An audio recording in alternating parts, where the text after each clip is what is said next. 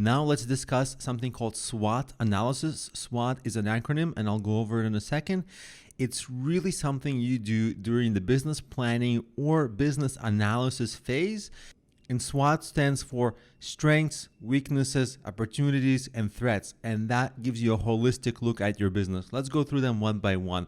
First, our strengths. And any different businesses can have different strengths. Some examples of them, and consider which ones are strengths for you.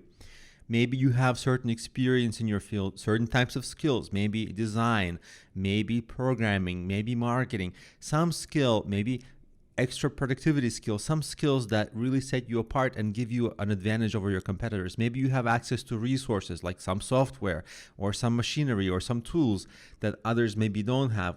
Maybe you have some insight or an interesting way to differentiate yourself.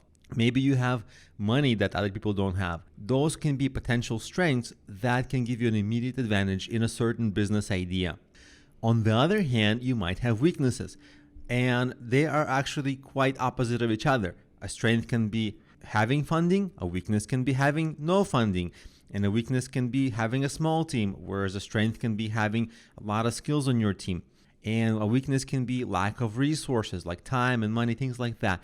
And ironically or interestingly, what happens is when you're starting out, most of these, they're weaknesses. People have small teams, little money, little resources, but as they choose maybe their little niche and they grow into that little niche and they start generating money, they maybe get some people working with them, they acquire resources and they become stronger and stronger, and those weaknesses slowly turn into strengths. Well then, you can begin to hire, you have more experience, and so over time your weaknesses can turn into strengths. But if you have too many weaknesses in the beginning, it might be just quite damaging to your business and it might be hard to grow. Now, to create a path for your business, for your weaknesses to become strengths, you need to see what are the opportunities to explore. Maybe you're approaching some big market, but there's a market subsegment that is underserved, and maybe there's opportunity to get into that, some specific niche. Maybe you have some competitor that is weak at the moment, or maybe they're distracted, or maybe something's happening to the competitor and you can take their customers. So that way, if you have an opportunity, you can start, of course, in some area with some weaknesses, but then quickly turn them into strength and grow into a bigger business. And you always want to look out for potential threats to your business. Threats can be if your competitors are strong, or if there are many of them, if there are some economic downturns coming up, if you are in a declining market, for example, like in the 90s, the newspaper market that declined, if you have kind of customers who don't pay readily, right? They're sometimes referred to as low-end customers or a low-end market. I don't like that term low-end, but that's the term.